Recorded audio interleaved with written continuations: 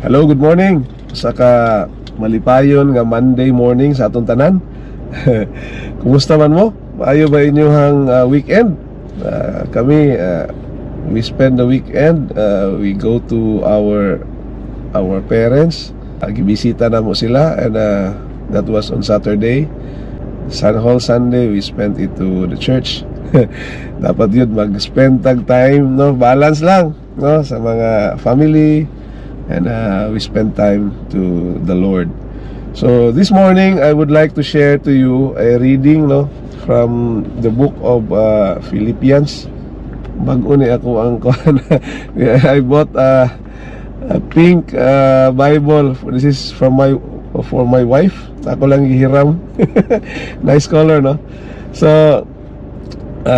ang atong reading karon nga morning is taken from the letter of Paul to the Philippians, chapter 2 verses 3 to 4. 2 verses lang, and the letter of Paul goes this way: Do nothing from selfish ambition or conceit, but in humility count others more significant than yourselves. Let each of you look not only to his own interest, but also to the interest of others. So, salamat sa Dios sa iya nga pulong atong nadunggan karon nga kabuntagon, mga igsoon, no? Ang Apostle Paul nagapanudlo sa Philippians, and it describes the core values that believers in Jesus are to exhibit. So, si Ginoong Jesucristo nagahatag og example. He lived with us, no? And he became a servant and surrendered to death by crucifixion. John described Christ hours before his crucifixion as having a towel around his waist. Even though he is the Son of God and he himself is God, he does not brag, no? Wala nagbrag si Ginoong Jesucristo nga Dios siya. Instead, gi-manifest yun niya ang iyang pagkatao, no? He lived with us, and even he served his disciples. He poured water into a basin and began to wash his disciples' feet, drying them with a towel that was wrapped around him. This is in John verse 5. So kaning action, mga igsoon, nag-complement kini sa gipamulong ni Ginoong Jesucristo after the washing in verse 14. And he said that, Now that I, your Lord and teacher, have washed your feet, you also should wash one another's feet. Christ is calling us to imitate his example of love and humility, and also serving others. Just a takeaway of what is the going on with the sermon yesterday. This month, sa amo ang denomination sa Kamakop, this is called the Mission Month, ang October. So, unsa gyud ang mission? Our church, say for example, we have the mission statement that to love God and make disciples. So that is the mission of the church. But we want like to expand it nga unsa gyud na ang mission. How do we disciple? Unsa nga klase nga discipleship? So in short, the mission really is to spread the good news of Christ, no? Kay unsa man ang gitangag-tangag ana nga good news, kana nga gospel. Kana nga gospel is there's a clear definition of what the gospel is. Ato ana nga binisaya is ebanghelyo. Kung sa karaan na sa Roman times pa gidawag na siya evangelion, no? Nga it is a good news para sa tanan. So unsa ba na nga good news nga ato ang ipahibalo sa katawan? Syempre kung good news na siya, daghang interesado, no? So kay og bad news na, we do not take interest in knowing that one. So if the good news, unsa na siya nga good news?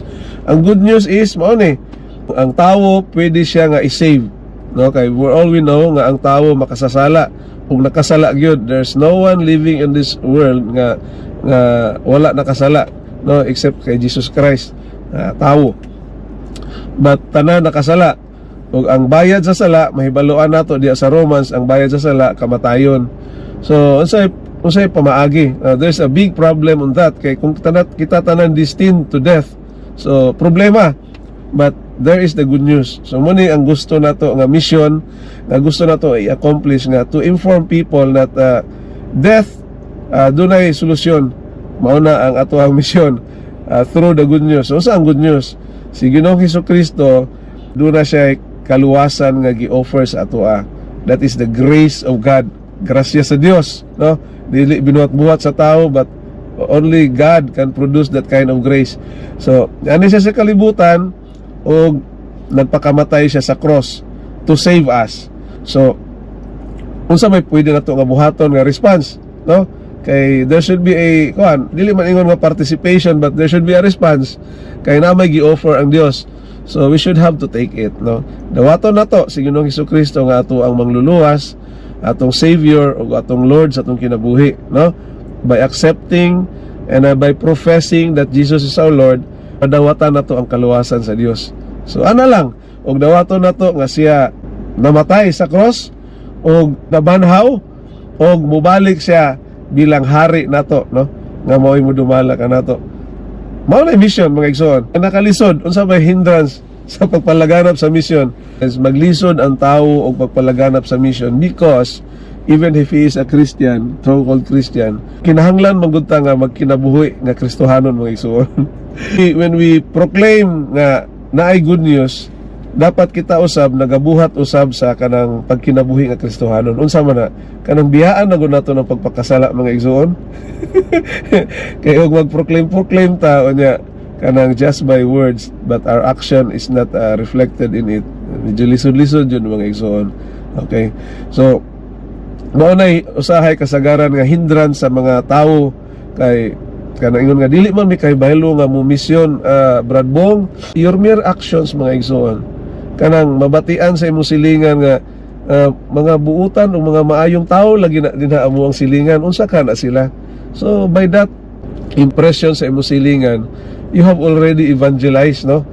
Much more kung mo profess ka nga si Ginoong Hesukristo ang hinungdan nga nangahimo mo nga buutan, no? So ingon ana, mga igsoon, we walk by our faith, we walk the talk, kanang atuang nga mga binuhatan, kanang atuang kaugalingon nga murag nagsulob ta sa kaugalingon ni Ginoong Hesukristo, that will witness, no, the goodness of our God.